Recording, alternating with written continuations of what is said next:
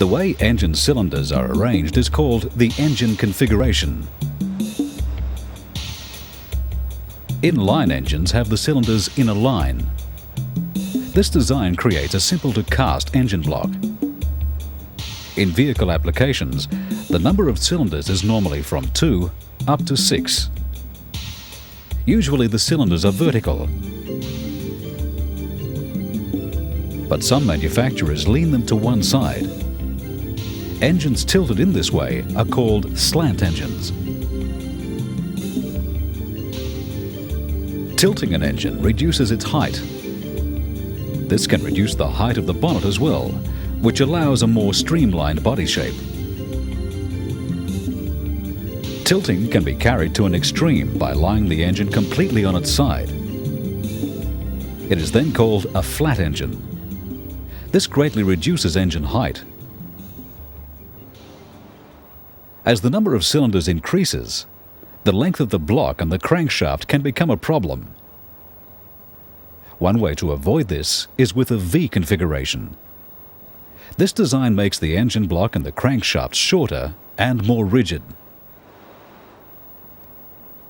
In vehicle applications, the number of cylinders can vary, usually from 4 up to 12.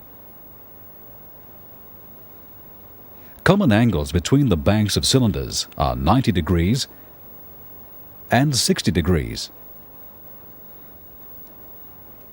V-type engines are wider than inline engines and may also be lower. Horizontally opposed engines have 2 banks of cylinders, 180 degrees apart on opposite sides of the crankshaft.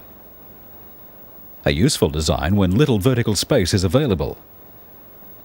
It's shorter than a comparable inline engine, but wider than a V-type.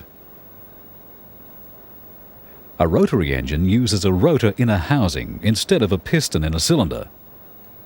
This provides a very compact power unit.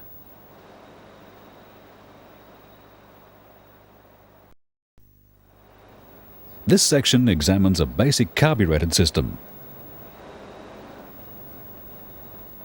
A basic carburetor system consists of the fuel tank to store the fuel, fuel lines or pipes to carry fuel in the system, a pump to transfer fuel from the tank to the engine, a filter to clean the fuel, an air cleaner to supply clean air, a carburetor to atomize the fuel and provide the correct mixture of air and fuel, the engine intake manifold to deliver the air-fuel mixture to the engine.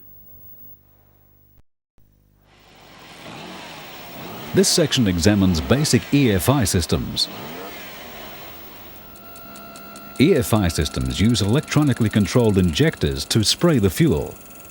There are 2 basic systems: throttle body injection, also called single-point injection, and multi-point injection. Throttle body injection sprays fuel into the air as it passes through to the intake manifold.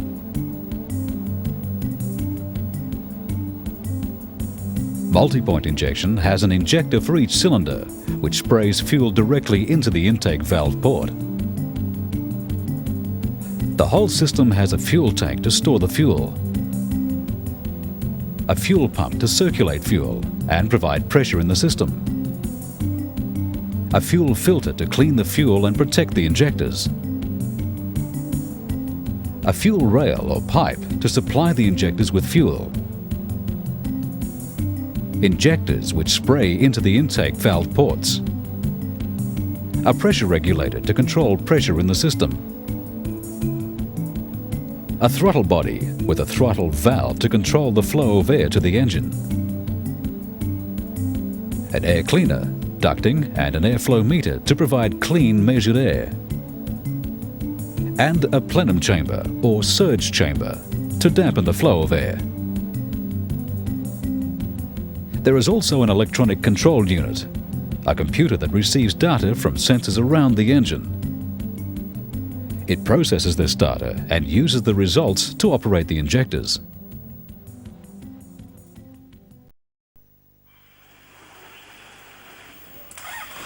This section examines the diesel fuel system. The diesel fuel system contains a fuel tank to hold the fuel,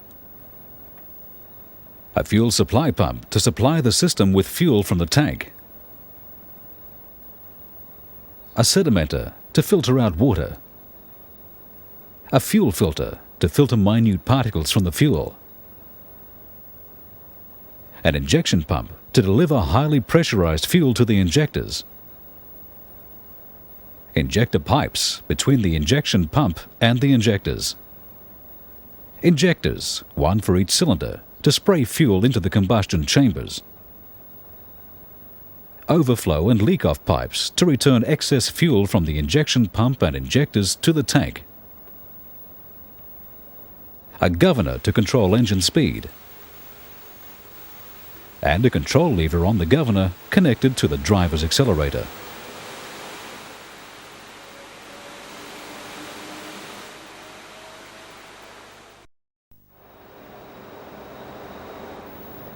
This section examines charging.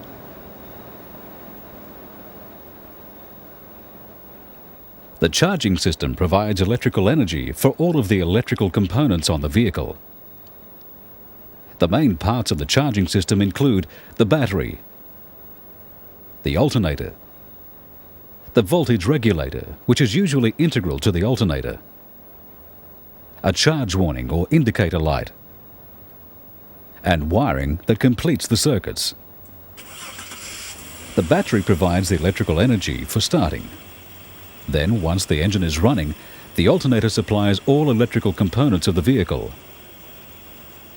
It also charges the battery to replace the energy used to start the engine. The voltage regulator prevents overcharging.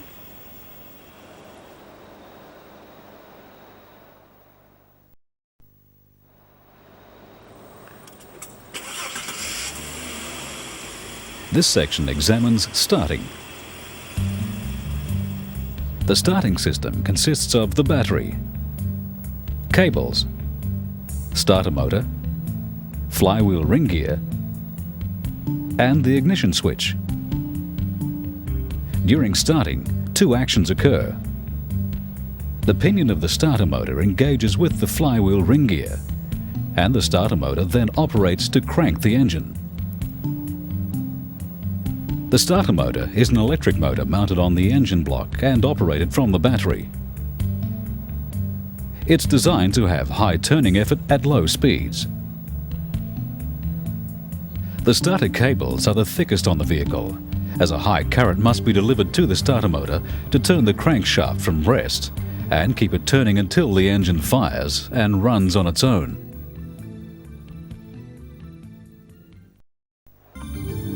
This section examines ignition. A basic ignition system consists of the battery, low tension cables, the ignition coil, distributor, coil high tension cable, spark plug cables, and spark plugs. The ignition system provides high-intensity sparks at the spark plugs to ignite the fuel charges in the combustion chambers. The sparks must be supplied at the right time, and they must have sufficient energy over a range of conditions to ignite the charges.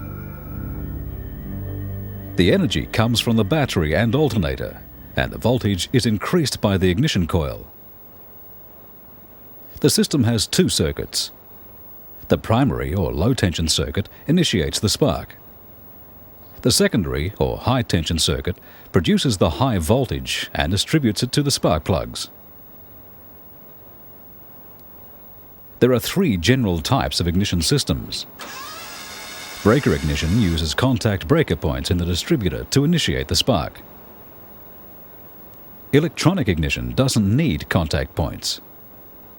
When a signal is received, triggering occurs through transistors in an ignition module.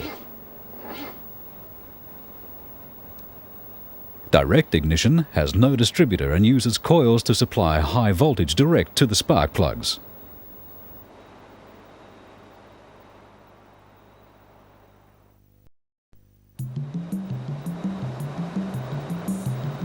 This section examines lighting. Lighting systems improve visibility at night and make a vehicle visible to other road users. A lighting switch operates tail lights and park lights and headlights to allow the driver to see ahead. A dip switch allows the driver to change the beams from high to low, or vice versa as required. Stop lights operate when the brake pedal is depressed. Turn signals alert other drivers of a change in direction and are mounted so they can be seen from the front, rear, and sides of the automobile.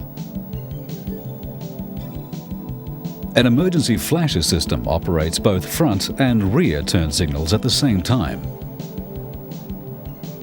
Other circuits operate courtesy or convenience lights, reversing lights, and fault indicators.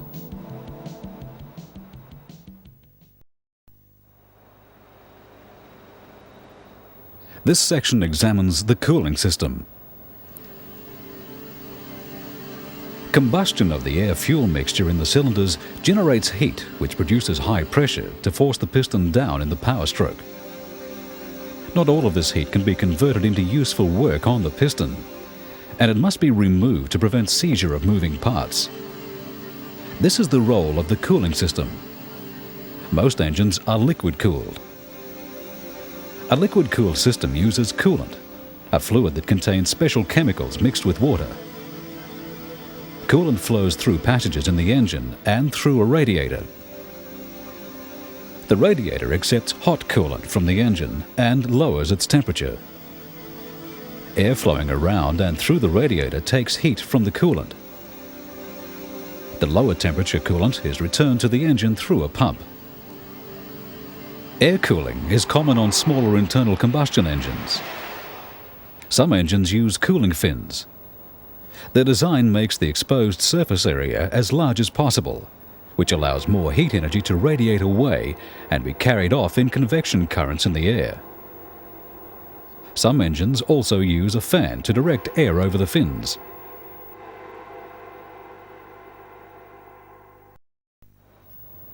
This section examines the lubrication system. All moving parts in an engine require lubrication. That is, the application of oil to moving parts to reduce friction between them. A lubrication system distributes oil through the engine. A typical lubrication system consists of an oil sump, an oil pump, and oil galleries. The oil is stored in the sump, bolted to the bottom of the engine block. Oil is drawn from the sump by an oil pump. Oil galleries are small passages in the cylinder block that direct oil to the moving parts. Oil that has been pumped to the crankshaft main bearings travels through oil ways to the connecting rods. Oil may also be splashed from the connecting rods onto the cylinder walls.